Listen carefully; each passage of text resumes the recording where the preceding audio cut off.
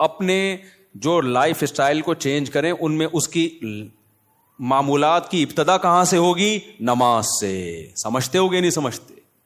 ابتدا کہاں سے ہوگی یار؟ سب سے پہلے کیا کرنا ہے؟ نماز ٹھیک کرنی ہے. اب شیطان دوسرا حملہ کرے گا آپ کے اوپر. شیطان سے بڑی فلم اس کائنات میں پیدا نہیں ہوئی ہے. شیطان کہے گا ٹھیک ہے پہلے نماز تو شروع کر لے، پھر باقی چیزیں چرس بعد میں چھوڑ دینا. اور یہ جو گٹر کے ڈھکن پر پوری رات بیٹھا رہتا ہے، یا انٹرنیٹ پر 6 گھنٹے بیٹھا رہتا ہے، ہر وقت ٹک ٹاک پہ بیٹھا رہتا ہے، یہ اگلے اسٹیپ میں. پہلے نماز، تو نہ نماز صحیح ہوگی نہ اگلا اسٹیپ شروع ہوگا. یہ ایسا ہی ہے جیسے ہم کہتے تھے ہفتے کے دن سے ہم پڑھائی شروع کریں گے. 1 جنوری اگلے سال کی 1 جنوری سے. وہ 1 جنوری کبھی آتی ہے؟ یا 1 محرم کبھی آتا ہے؟ وہ کبھی بھی نہیں آئے گا. جب جنوری آئے گی نا، آپ بولو کہ اسلامی سال سے کروں نا، 1 محرم سے کروں گا، میں مسلمان ہوں، میں انگریز تھوڑی ہوں. نہ وہ 1 محرم کبھی آئے گا نہ وہ 1 جنوری. پہلے نماز کو مضبوط کرنا ہے، لیکن یہ نہ ہو کہ جب تک نماز ٹھیک نہیں ہوگی باقی چیزیں ٹھیک نہیں ہیں. سب چیزوں کو ایک ساتھ ٹھیک کرنا ہے. سمجھ رہے ہو؟ جس نے یہ کیا نا پہلے یہ پھر وہ، تو نہ یہ ہوگا اور نہ وہ ہوگا. اور ہر کام میں ایکسیلنسی پیدا کرنے کی کوشش تو کرنا ہے، لیکن اگر نہ ہو تو اس کام کو چھوڑنا نہیں ہے، گرتے پڑتے کرنا ہے. آپ نے نیت کر لی، جیسے نمازی بننا چاہتے ہو نا، تو نیت کرنی پڑے گی میں 40 دن تکبیر اولیٰ سے نماز پڑھوں گا، ایک نماز بھی میں 40 دن تک تکبیر اولیٰ سے نہیں چھوڑوں گا. یہ ہے ایکسیلنسی. لیکن اب کیا ہوگا؟ 2-4 دن کے بعد تھوڑا جوش ہلکا ہوا، ایک دن تکبیر تحریمہ کا ناغہ ہو گیا، تکبیر اولیٰ کا ناغہ ہو گیا، یہ نماز کا ناغہ ہو گیا.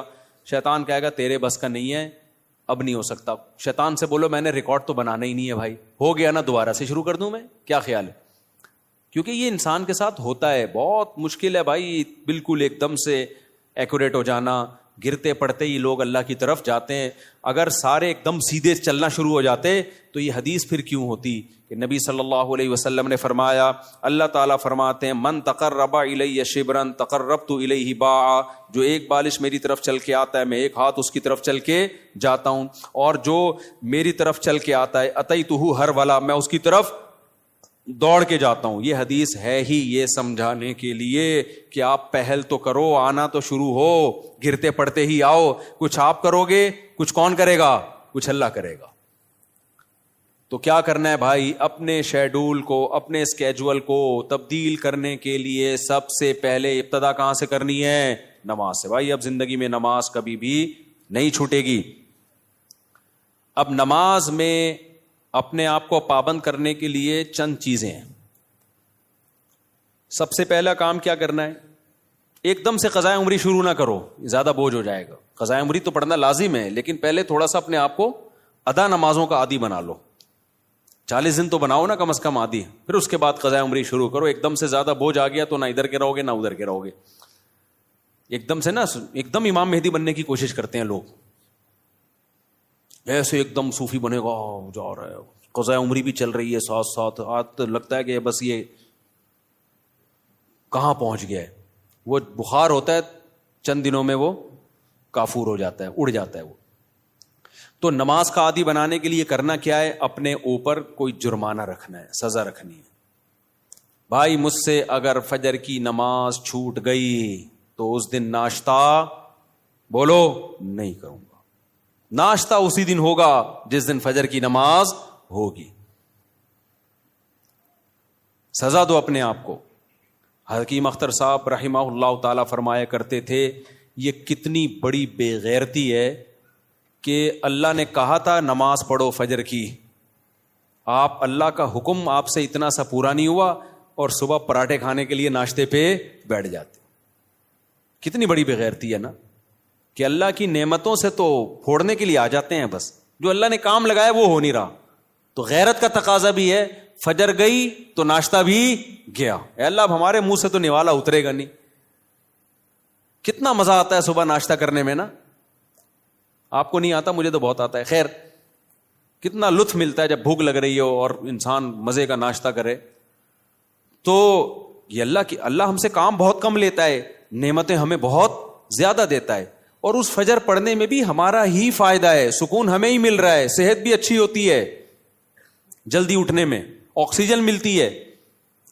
اور صبح کی جو دھوپ ہے نا, یہ جو ٹھنڈی دھوپ ہوتی ہے صبح کی, سرخ دھوپ, یہ وائٹامن ڈی بہت تیزی سے بڑھاتی ہے باڈی میں لگی.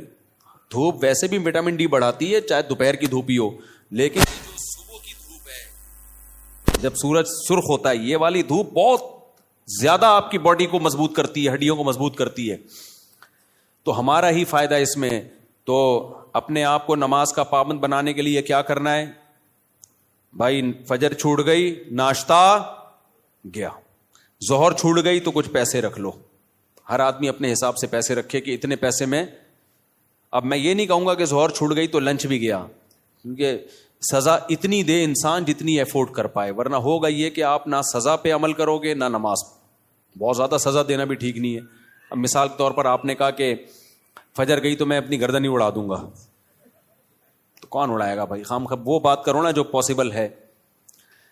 یا فجر ہو گئی تو اپنے آپ کو سگریٹ, فجر گئی تو سگریٹ سے جلاؤں گا اپنے آپ کو, تو سزا اتنی جو افورڈ. یا فجر گئی تو 10 لاکھ روپے صدقہ کروں گا, ایسا نہیں ہوتا. نہ 10 لاکھ صدقہ کرے گا بھائی, اتنا نیک ہوتا تو پڑھی نہ لیتا.